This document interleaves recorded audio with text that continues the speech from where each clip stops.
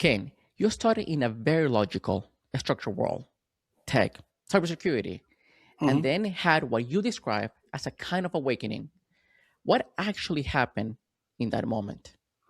I got to tell you, so a little bit of context around it. At that point in my life, again, third company acquired cybersecurity. Original inventors of antivirus, anti-spyware. But when we start a company, it's not always fun. It's incredibly stressful. And this is what was happening to me at that time. I was going through my third acquisition to a Silicon Valley firm, and the business partner and I, we didn't get along, right? And so angry every day. Didn't sleep much. A lot of ADHD medicine. My employees were all across the world, so doing my best to stay awake at all the times I could.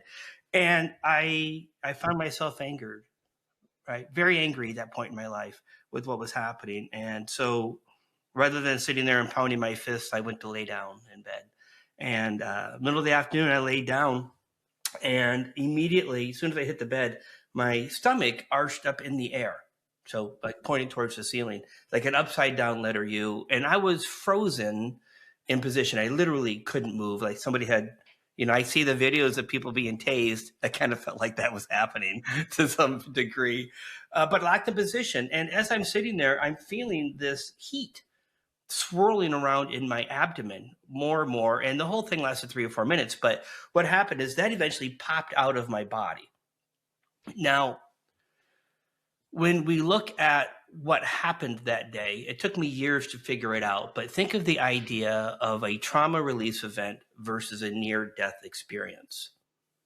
So similar, but a little different. So we hear about people having a near death where, the tunnel opens and they go through the tunnel and they have a conversation, they have an instant healing, they have an epiphany. They have these pretty incredible stories to share and physiological changes.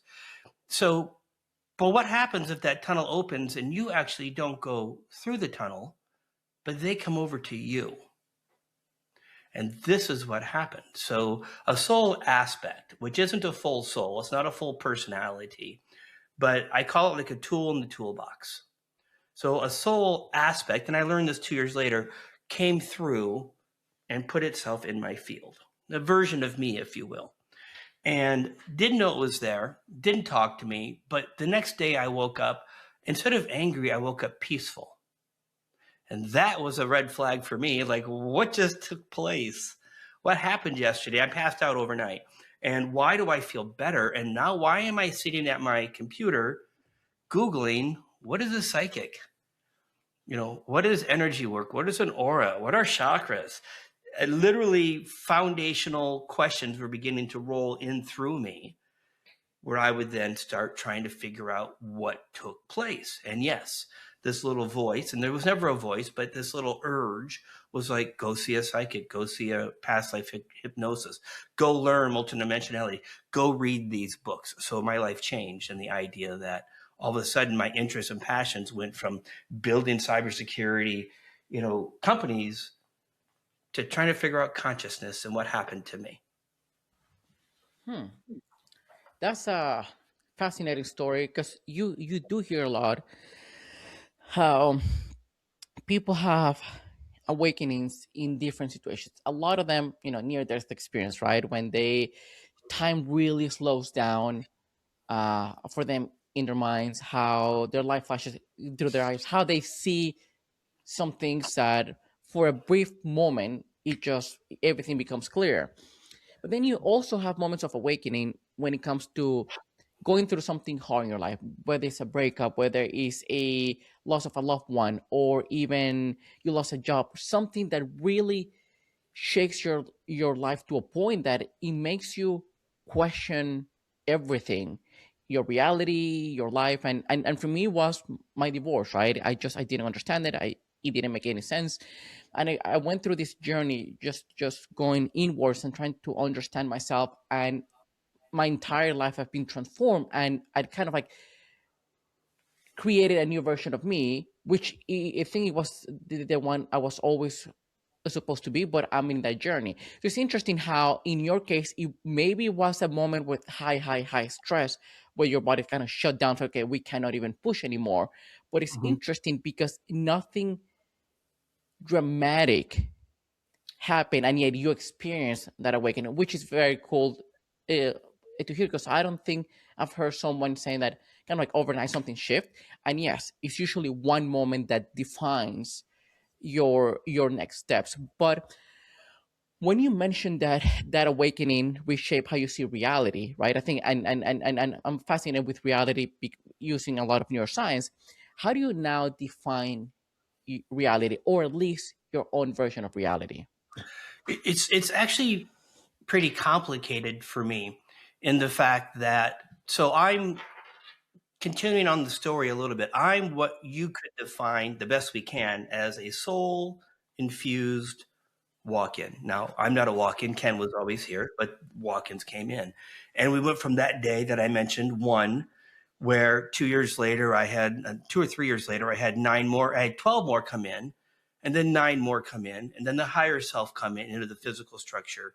And then in about year and a half ago in Tulum, they all merged into a physical structure. So I'm an embodied collective of these divine energies, but I'm kind of split. So getting back to your question, so I'm split in the idea that when it's time for me to do what I call my job, show up and heal, right?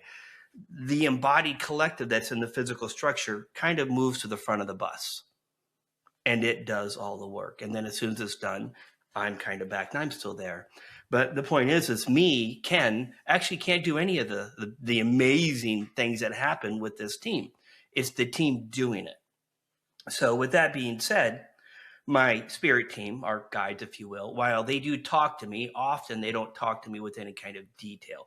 They are allowing me, after this great reset I went through, to figure out life, figure out my reality. What do I want Ken's reality to be? So I'm kind of living this dual persona, so to speak, not personality. I'm still Ken, right? But I'm on my job. I know what to do with my job and how to heal the body and all of these amazing things. But what is Ken doing? And I'm still trying to figure that out. What is my reality that I want it to be? So I get to choose and pick and change and all these, but as long as it stays on mission. I hope that made sense. I'm gonna try to make sense of it for not only myself, obviously, but for the audience. And this and what I'm about to say is probably a little bit woo woo, but I think that's how my brain sees that, or how understands it, right? It Sure. seems to me, okay, let me clarify something. When you say team, you also mean, the universal consciousness, God, whoever, right? It's just a Hmm. different term. Okay, cool. Cool. Yep, yep, yep. Okay. So it sounds to me like, of course, you come, let me go back. To me, consciousness, and we'll definitely dive deeper into that. To me, consciousness, even though scientists have been trying to figure it out, it's like where consciousness comes from. It comes from the brain, do we create it? To me, once again, I don't think there's enough science or enough evidence for this. But to me, it's like we have a radio antenna in our brain and picks up, like a frequency Hmm. for consciousness, and that's how we get our knowledge, or how we can just act in certain ways. And the only reason why I can sort of understand that from that point of view is you have a lot of evidence of the sudden Savant syndrome, people that had a head trauma and immediately started just are experts on language they have never spoken before, or even on piano, and they become super. I mean, they become world class, class in just a yeah, in a blink of an eye. And to me, yes, you do require some neuroplasticity for sure. But I think that what happens is your brain sort of changes signal, or changes kind of, it's almost like a radio. You Changes the change, radio dial. yeah, Yeah. change radio down, and then you connect to that one. So it seems to me like you are divided between your quote unquote meat suit, your Yep. body, and Hmm. which includes perhaps your ego, your prefrontal cortex, which is part of your rational self. And then you have on the other side your spiritual side, which Hmm. comes from consciousness, and that it could come from your higher self, that it was always meant to be this healer, or it Right. could be the universe, God. your team, however we want to call it. So it sounds to me like that you can consciously choose when to tap into that consciousness, into that spiritual self, into that healing side of you. Yep, you're absolutely spot on right. So, I often thinking about this. What would it be like if I was 100% turned on all the time to, again, consciousness and spirituality? I would have a very difficult time moving through life. I still need to have that human aspect of, paying the bills and doing the things and worrying about, well, gently worrying about normal things in life, right? So we can move through it. So I need to have both, but the consciousness, the divine that's embodied in the physical structure doesn't doesn't press itself on me to create certain decisions or actions in the human 3D. I get to choose and do all those good decisions or bad decisions that I want, right? But you're right. I'm able to pick and choose. It's time to do my job, jump in, and now it's time to be just a normal guy, as they say, the guy next door, right? Without all the woo woo, without all the process. When people show up in front of me, it's because they need a shift in energy in their field. And what I mean by that is I'm able to, metaphorically, and for me, viscerally, reach into your energetic field and pull out that energy or that static on the radio is another way to say it. Pull out that static on the radio in your field so your body naturally heals by itself. All right. Because we're already healed. What we're doing is we're just removing the thing that's creating the discomfort or the disease in the body or the blockages in life, whatever these. It's all energy. And all of energy has a consciousness. I'm able to tap into the consciousness of that energy and, negotiate like you got to go now, whatever these things are that I need to do. But I can viscerally reach in, almost like pulling your shirt and pull that energy out of your field. And in real time, most often you'll feel shifts. So on and off. Yeah. No, I mean, I have so many different thoughts because I'm very fascinated with this topic. And you say some things that really in my mind now, not only I'm connecting the dots, but I've always, not always, but in the last whatever couple of years, I have this sort of idea in my mind of how maybe consciousness works, how we tap into that. And you mentioned about aesthetic. And I always wonder, or since I've become very fascinated with consciousness and the human experience, perhaps, or it sounds to me like that our limiting beliefs, our narratives, our identity is what keeps that static with the radio signal. That the moment we start dissolving those, the signal becomes stronger and stronger, and we can really get much better at something. And this is interesting because to me, and this is something I've shared in the past here in the podcast, how for probably 20 plus years of my life, I used to stutter a lot. I was very shy, introverted, socially anxious. I used to be, I would, public speaking was terrifying, but even communicating with other people would just be absolutely like nightmare. After I went through the divorce and I had to just figure out everything from inside exactly what was happening, because to me it didn't make any sense, right? It was like, what was the point of all this? And I started just asking myself for the first time, what do I really want to do? Never ask myself that question.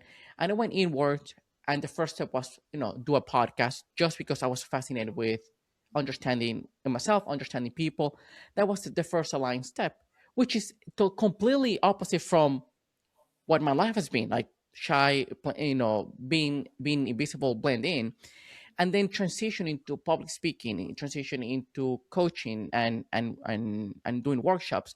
But the first time I even went to a Toastmasters club, which is a public speaking club, following my own intuition, after I gave my first speech, I felt this rush of excitement. So it's like I'm tapping into something that I'm tapping into a talent that I didn't know I had, because I never You practiced that changed your at all. programming. You Yeah, changed your programming. Yeah. without even me working my way up there, right? So that there's some things in my life I cannot explain because they don't make any sense. So to me, instead of trying to explain, okay, where this come from, I was like, okay, I think that there's this higher level of consciousness, and I dissolve some of the beliefs to make that signal stronger. So, do you think that a lot of people who are quote unquote dormant or are asleep, or even they know that they're meant for more, that what is blocking them is their own identity and is creating a lot of static to their, team, God, higher level of consciousness, higher self, however you want to call it? Yeah, no, yeah, absolutely. So I look at energy as consciousness, but I also look at it as programming. And I want to use the word programming not from the whole we live in a virtual reality program, not from that concept, but my background was computer programming, right? And the idea that you had a program that was running that created that discomfort when you're doing your public speaking, right? You're able to dissolve or change that programming like that when you the day of like that. Well, the same thing happened to me. I was like you. I was complete introvert, never left the house. I built all these companies. I did it in my pajamas. Didn't even want to answer emails, even though I was the creator, right?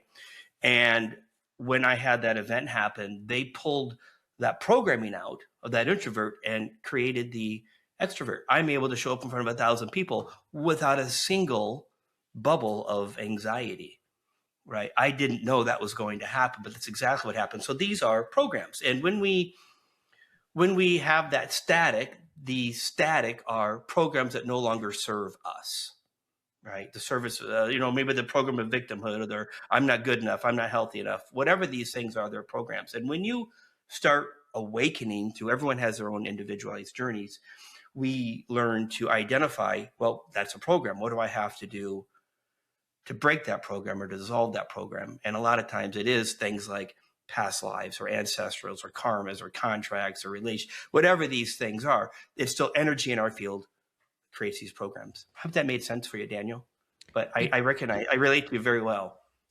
it does, and to me, so okay. I think part of the reason why I wanted to have this conversation, and part of the reason why I was excited to have a conversation, is because I find myself in this interesting place.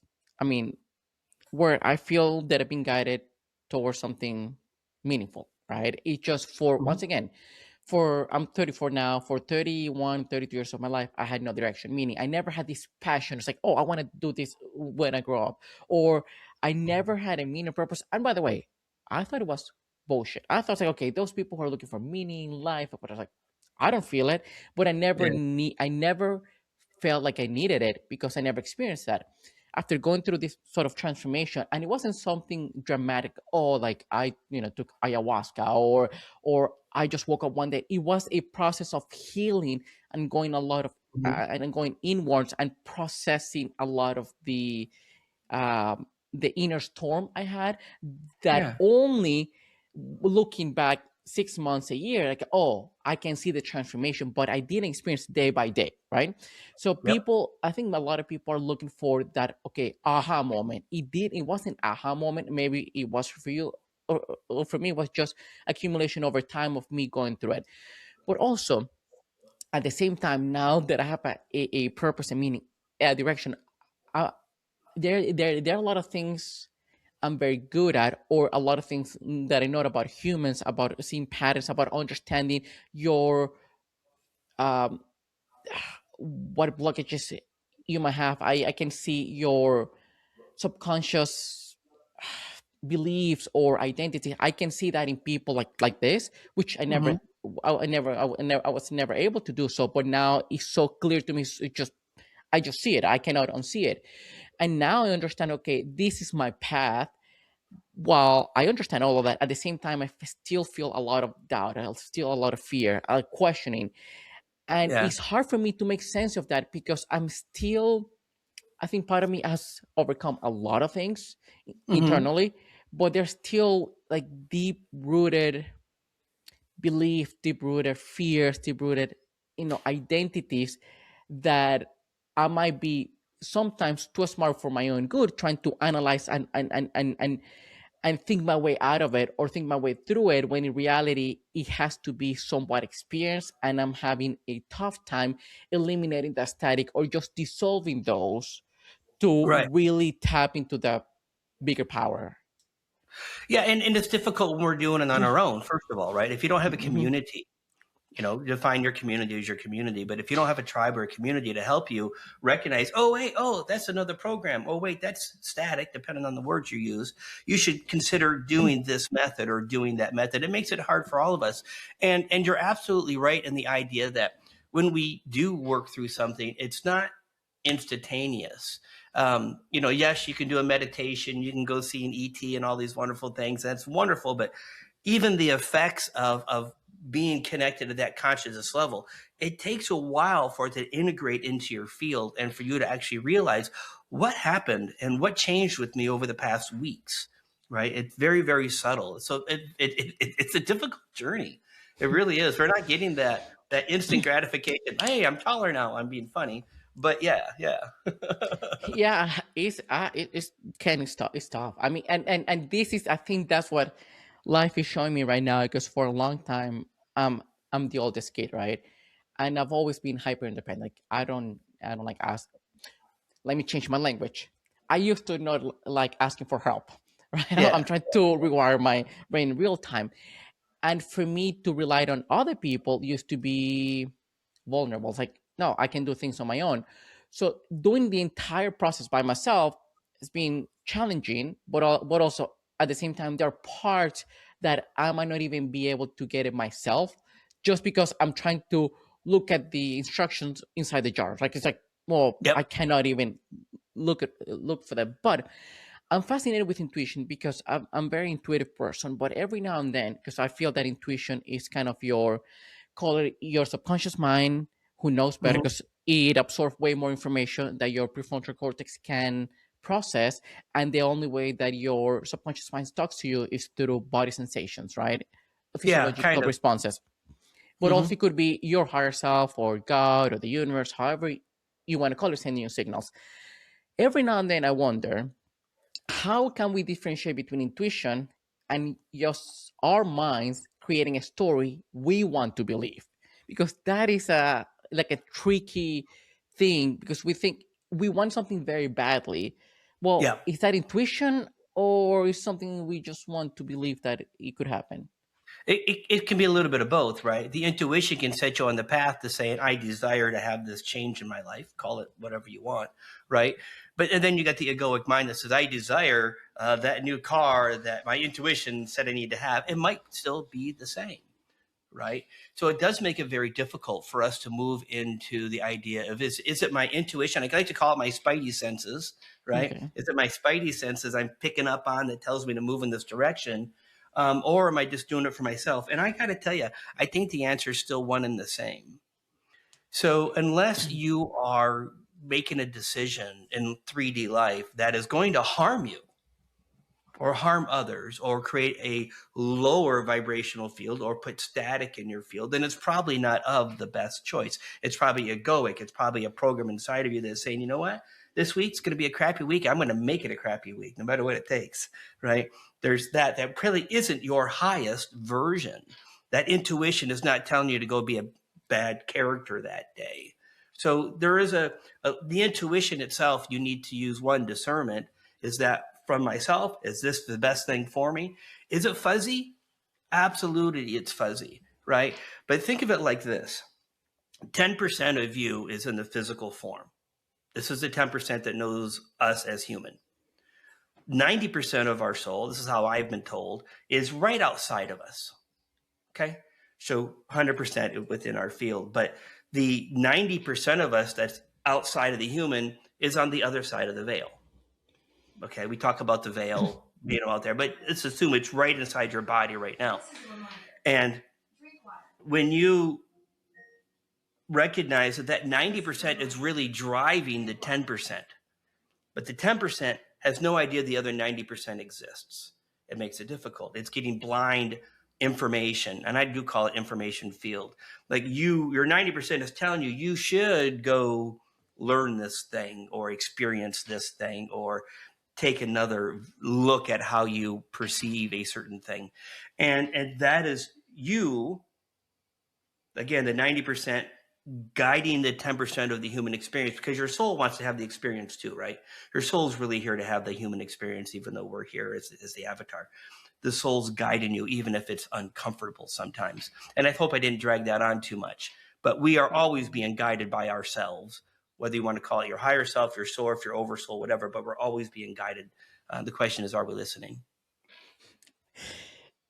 Yeah, it's funny how I laugh because I'm literally experienced this. I mean, I've been experiencing this for the last 2 years.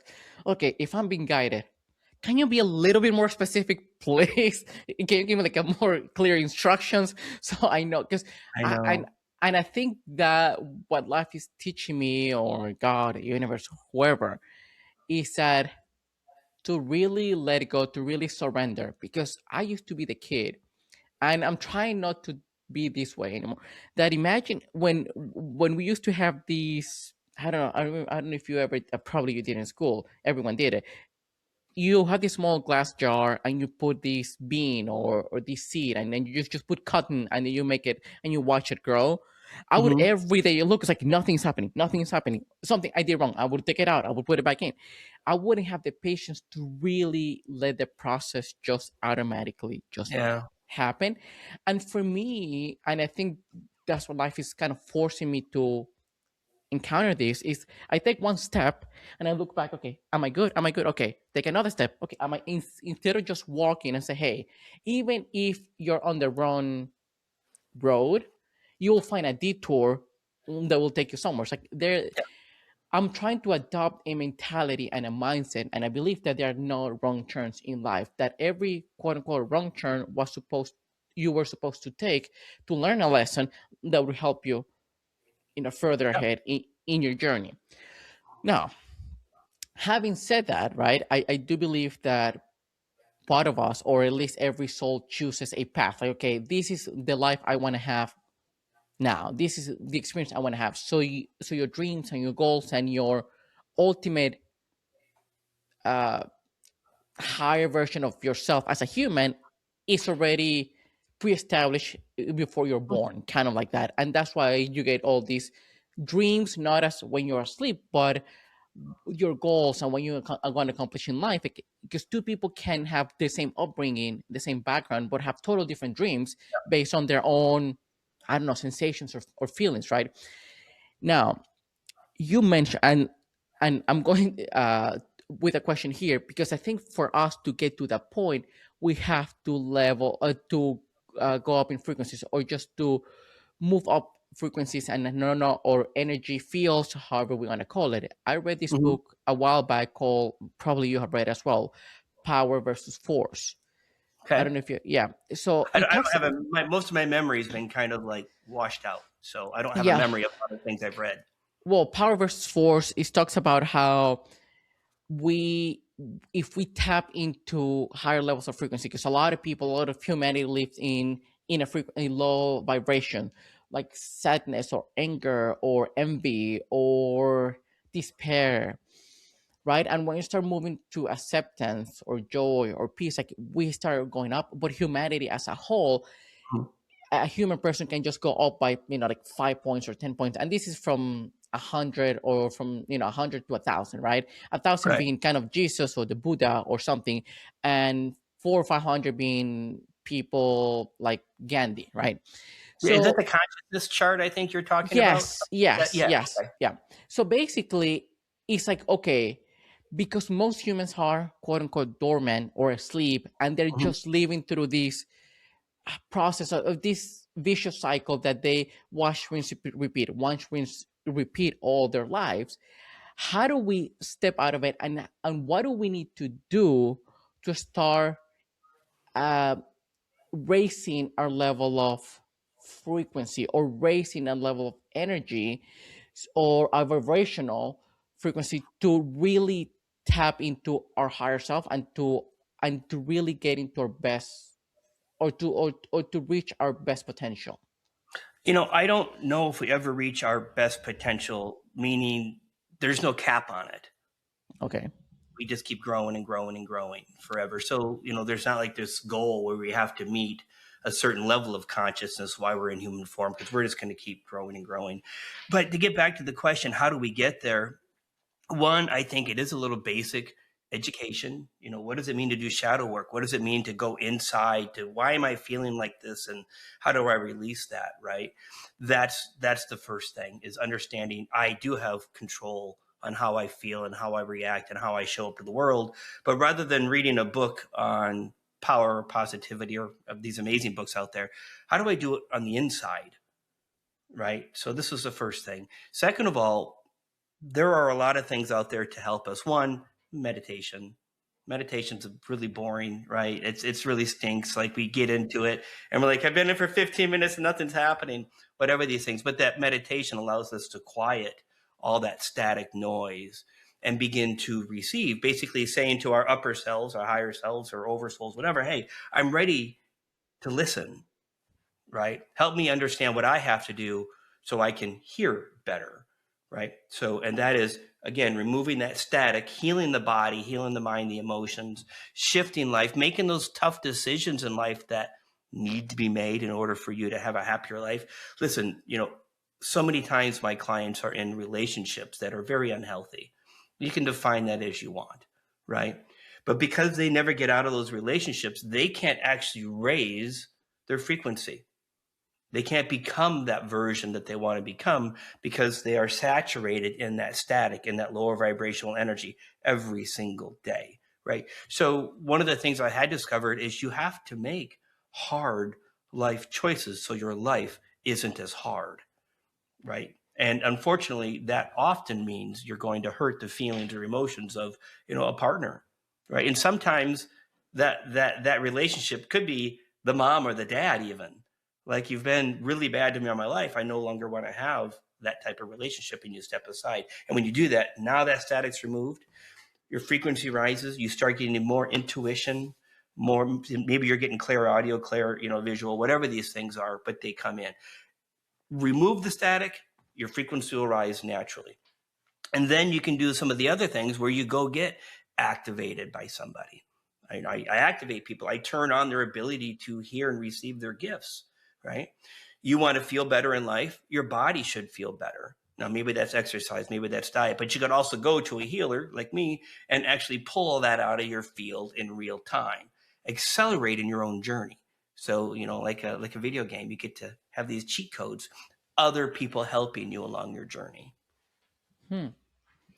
A couple of thoughts. I'll put here in a box the meditation because I really want to ask a question about it in a minute. But you mentioned about uh, making the hard choices or the hard decisions, right? Mm-hmm. And I wonder if part of it, because what I'm trying to bring is a lot of clarity for people and for myself, that okay, this is how it looks like. It sounds to me like that making those hard choices is mostly about facing a fear and moving towards it anyway. And by fear, I think that fear is misunderstood a lot. And I'm going through a phase of a lot of fears, which I'm trying to find a way to make them smaller and make it easier for me to move through them rather than keep avoiding them. And I think what happens with a lot of fear is we're used to our from an evolutionary standpoint, our brains are wired for safety, for looking for the familiar and for certainty, and we do not like uncertainty whatsoever. I think our brains cannot comprehend uncertainty because it needs to predict something, so it would rather show you worst case scenario or for you Mm-hmm. to stay in the familiar than, even if it's like we would rather be in a known hell than an unknown heaven, kind of like that, right? It's like, okay, Sure. that might give you a better life, you might get into a better relationship, you might do something that is fulfilling to you, you might be happier, but we don't know. Even though we're miserable now, we're used to this misery, and it feels like home, it feels familiar because Right. I know how to behave here. So I think when it comes to fears, I wonder if that making the hard choices is to break that cycle and really step into the unknown, step into the unfamiliar, and start walking that path, that it won't, I mean, life doesn't offer you any guarantees at all, but most of the things that really change our lives come without guarantees, right? Mhm. We just have to step out of our own routine and start walking there. And I think that for me, the only way of being able to understand fear and to cope and maybe find a way to make it easier for me is to not see fear as a stop sign, but as a doorway, as an invitation. Hey, do you want to meet the the version of you that is on the other side? Well, Right. if that's the case, then you have to step, through the doorway and face that fear. That fear lives in our head, but it's not even in our head. We feel it in our body. We feel deeply anxious, and we can feel paralyzed. And I think for me, it's just to break it down in a small chunks, like just take one tiny step. Okay, we're safe. Another tiny step. Okay, we're safe. So I think Yeah. that that's probably one of the questions. But when it comes to meditation, which I think it could help us with the fear, I don't know if I understand meditation very well. In fact, I did it. I did a 40-minute meditation. I found one from Joe Dispenza on YouTube that works through the chakras and stuff like that. I don't have a lot of noise in my head when I'm meditating. I just know that I daydream. Is that Mhm. my mind starts just going to imagine scenarios, or it would go, and I wouldn't I would just almost like live a movie in my head from Mhm. different moments, and I would have to bring myself back. Okay, just focus on your Yeah. breathing, or focus on your awareness on your throat, or Mhm. on your chest, or your back, or something.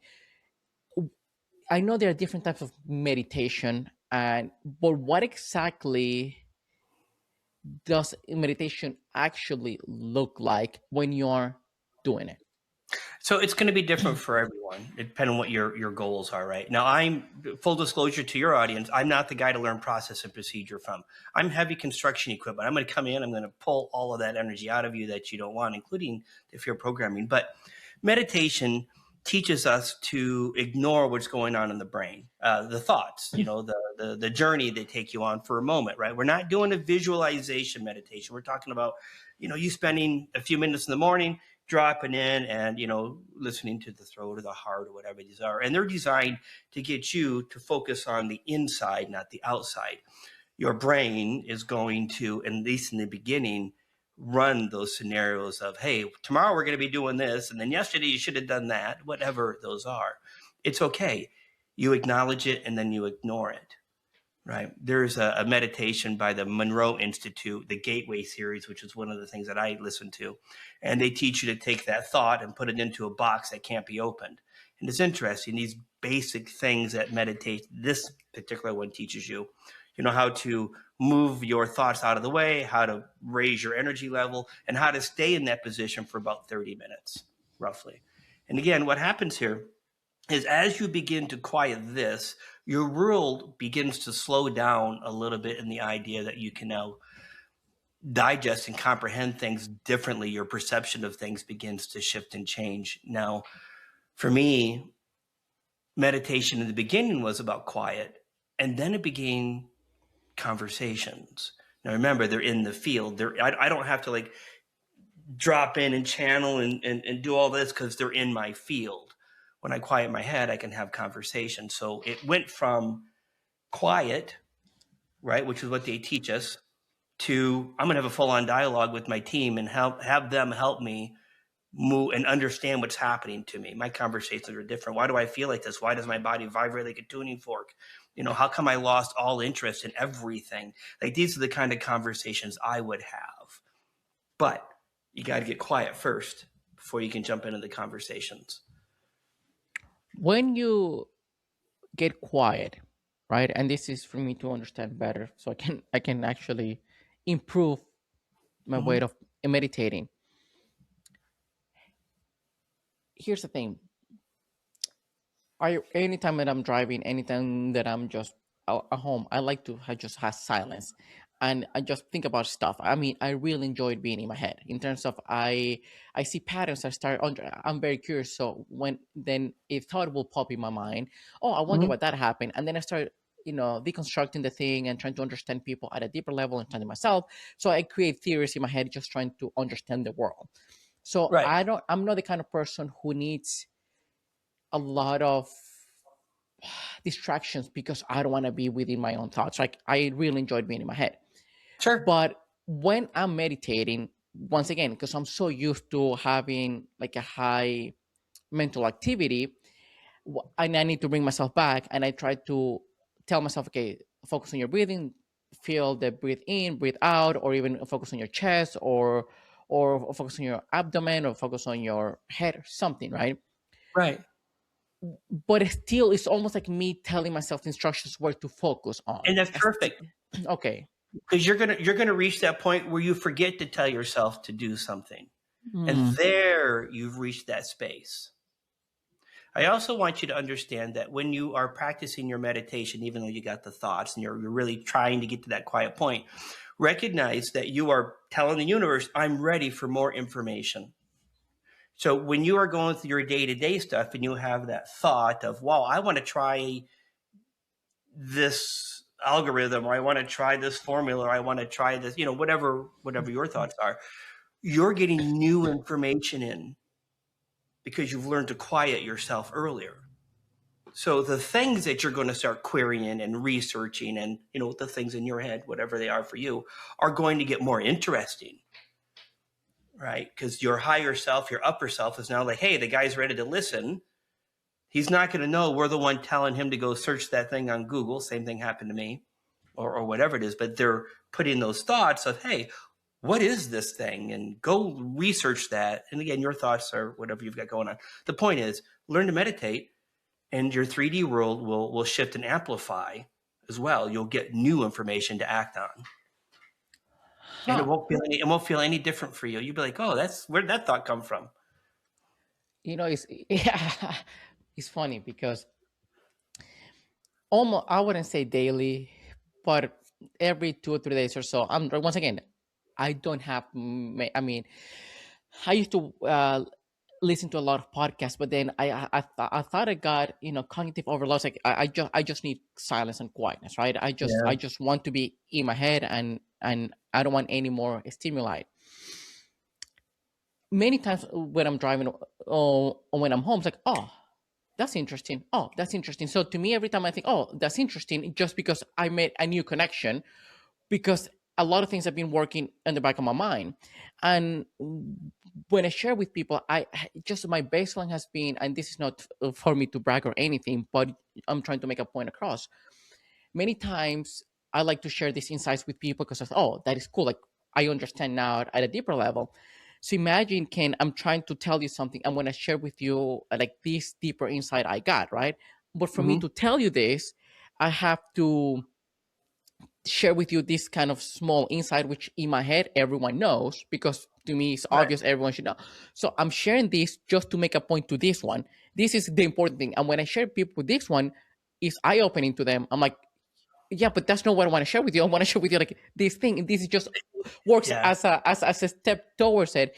And now that you're saying, is that it seems like a lot of those things, like, oh, interesting, or those aha moments which I haven't interpreted as an aha moment, I'm like, oh, Mhm. now I see this connection here comes from this higher self.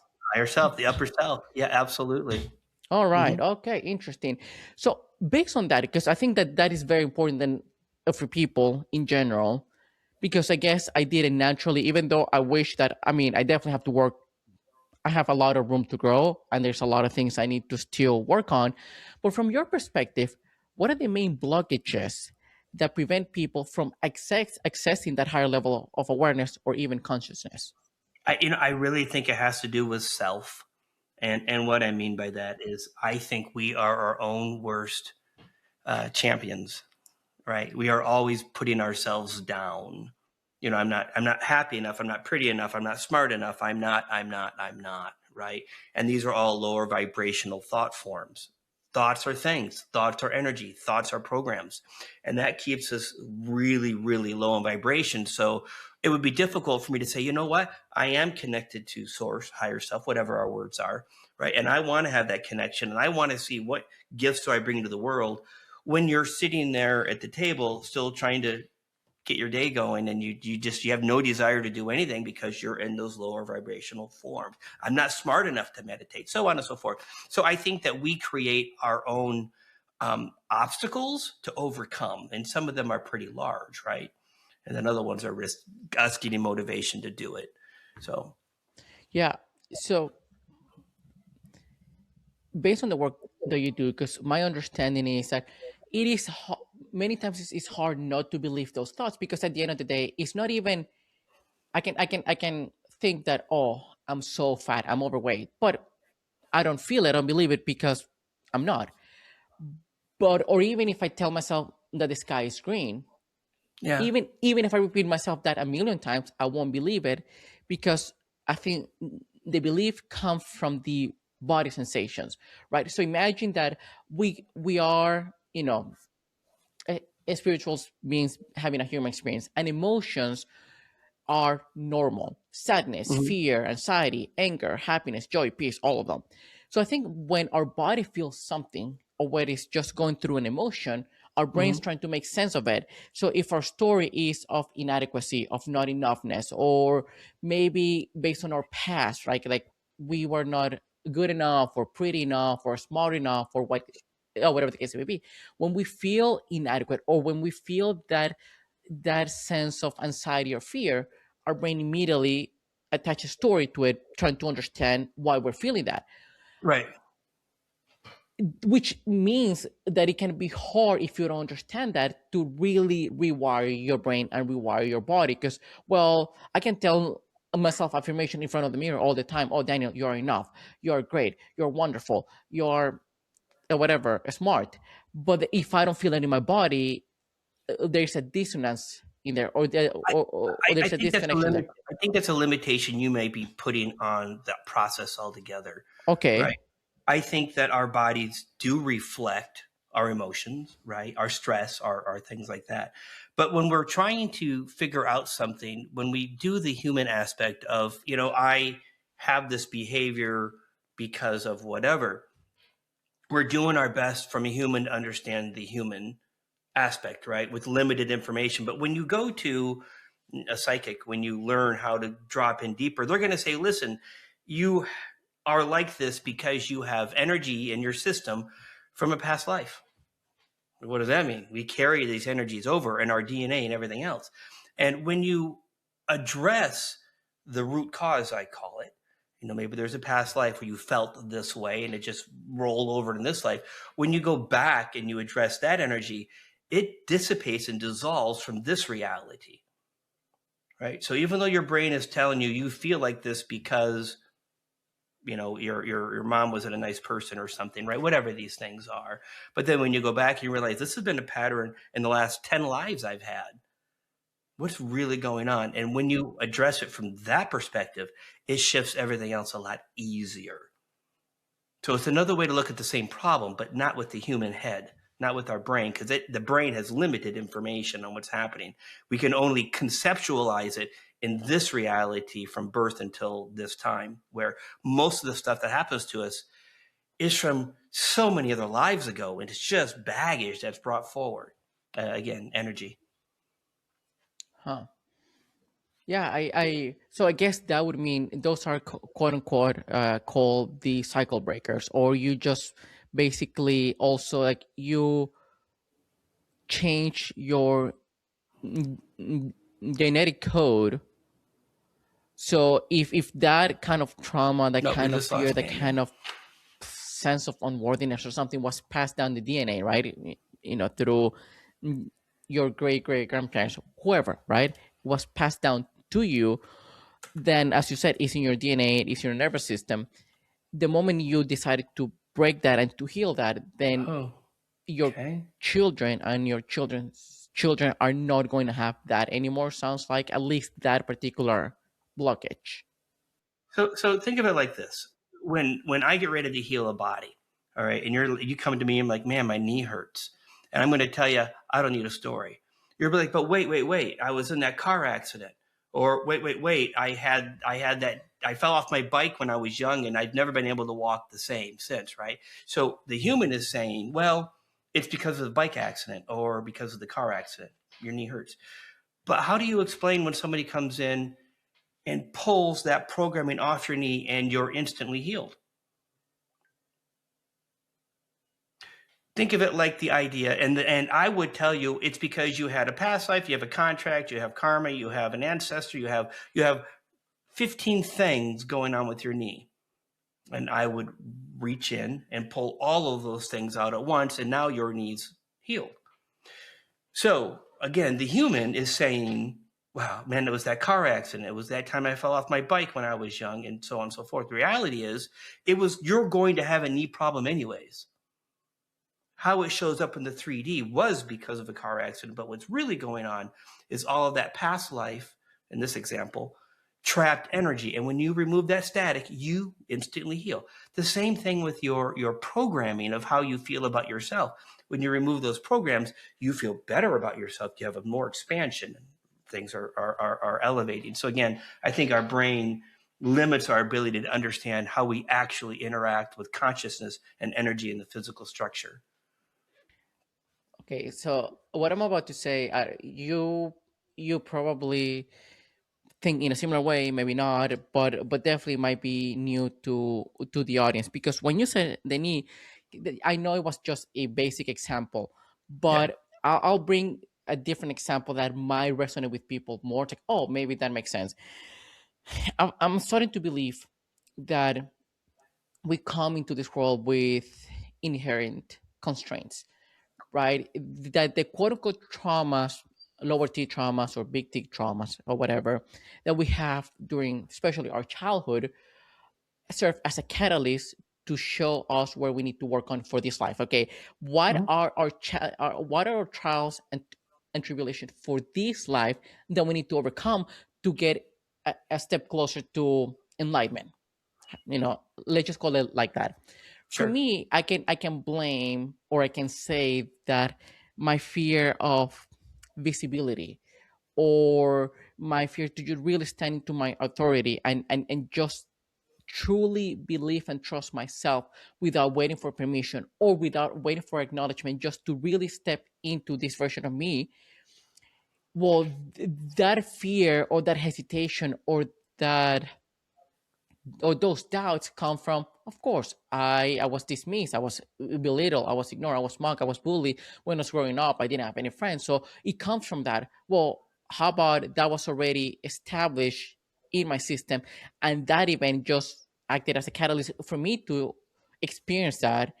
And Hmm. now it's not even that, well, you have a visibility problem because of your stutter, but because it has been in your DNA, in your body, or in your karma, however you want to call it, for generations. And now I'm pulling it out, Hmm. but this only reveal it. I mean, the bullying and the stuttering and the dismissal only reveal it, Hmm. but in reality, that's that that was life showing you what you need to work on. So the same thing with the knee. If you were always supposed to have a knee problem to work on something for your knee, Hmm. well, you're going to only be revealed by an accident or something that it would actually physically damage your knee. Right. So you put focus and attention on it to address it. Yeah. Yeah. Yeah. Okay. So that's for people to understand, because maybe for them it's like, well, I don't have any physical, but you have a lot of blockages Yeah, and a but I lot can of, I can see that stuttering energy in your field. yeah, As you yeah. talk about it, I can see where it's at in the field. Yeah, that's I don't know. It's funny because I didn't, based on what my parents tell me, I wasn't born with stuttering. Let's say I started Yeah. stuttering at the age of 6 or something, or 7. I Hmm. don't even remember. And yeah, it's just every now and then I still, It's still in your field. It just shows up. Yeah, I see it.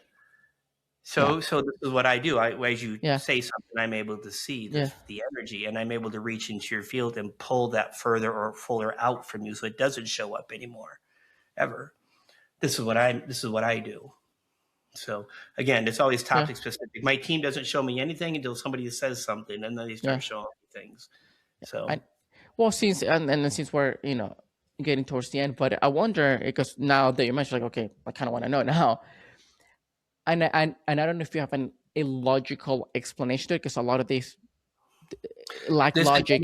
energy. There's an energy of an old friend that shows up, and don't look at this from a mediumship perspective. Hmm. There's an energy of an old friend from three different past lives that had imposed itself in your field. Sometimes that energy leaks through and pushes into your physical structure, which is where the stuttering happens, and then it backs off. Right. So it's an old memory, if you think of it like that, that shows up. Again, at the soul level, the human wouldn't understand that. And So yeah, uh, yeah. and how will you just sort of clean that? I'll do it Usually, it's right now like, for you. all right. Like there's no manual. So I'm going to speak light language real quick here. I'm Mm, going to work on two things. I'm going to work on clearing fears, and I'm going to work on clearing that stuttering energy out of your field. All right. So mm, light language, just for your audience, is going to sound a little goofy, right? It's going to sound a little funny once you get past the what I call it, the giggle factor, right? Because like, what is this guy doing? Recognize it's actually a way for consciousness to talk to consciousness. It's one energy field to talk to another energy field without our brain getting in the way.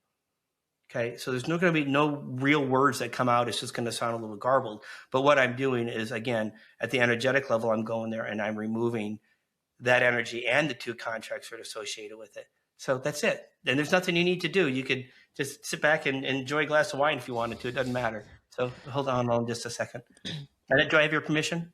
yeah, yeah. Leri ara shira taro yoro taro shira toro korero shila yarto kamaleri ara toro kileri yoro to uri yoro shira te shish is a little mischief. Paleari yoro tar yoro toro to kalene shila and the kaleri yaro to nori no kaleno alot kino shira yaro tar yaro toro shira toro do kalamelero yaro do shiro toro do karabale maleri yara ya ale meloro toro do kashenere kamalero shira toro shira to kono shkuna me atiaria kalearo chikomo ariaro to shino to kileri. So that's done. And it was a mischief type of energy, a playful mischief energy from this friend way back when. Again, I don't do stories, it doesn't matter. So Mm, that's out of your field. Now we start talking about the idea of fear that slows us or prevents us from moving into that next version or that next action. Light language is about setting the intent. So that's the intent I just set. And again, this is going to work for all the audience, whoever hears it. They'll all get something different. Bariara shiratara yaratara rishira torre kilena malaria tiri shira torre kilena male lair shikor malesh kit bariare baliero karmalor kosh kut bariare bariero bariero kare tiri nderi ore shiri yar tari yar ore torre kilena shiri kalmalena ramande kne borato kare borota aurtia dar malero ndo shila yar tari yaruto dur yaruto shida maler ma kit kuchkalo balariata nderi yar shira torre kaleri yar ni shira tokora malaria yar shira yar yar shira and it really is just that simple for me.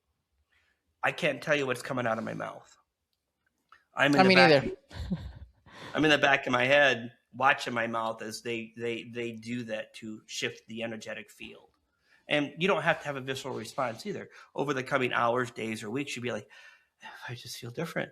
it'll just feel different. You'll feel lighter. You'll feel a shifting in your perception and your thought processes.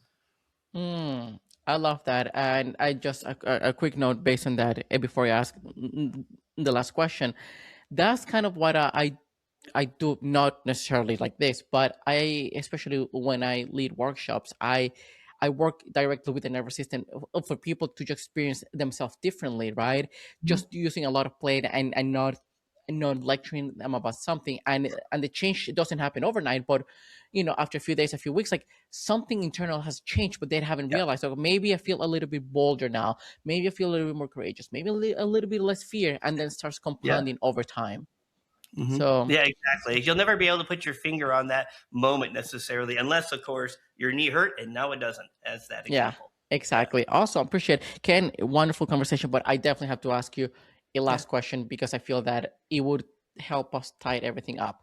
If someone listening feels a bit disconnected from themselves, which I think a lot of people actually do, right? Or yeah. stuck between who they are and who they're called to be, what's one place they can start?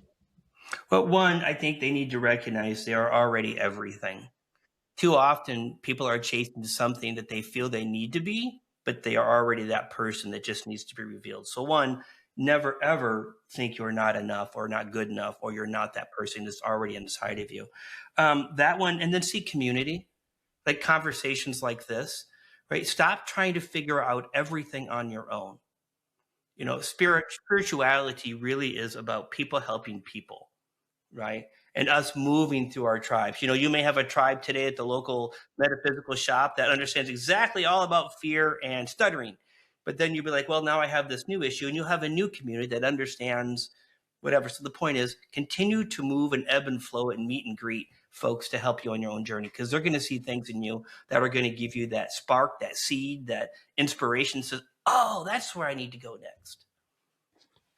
I'm smiling because when you said you don't have to do it alone, just something that I'm getting better at. I'm definitely working towards it, and I'm learning how to let people support me, how to let people, how can I rely on other people, right? And it's uncomfortable. It's very very vulnerable.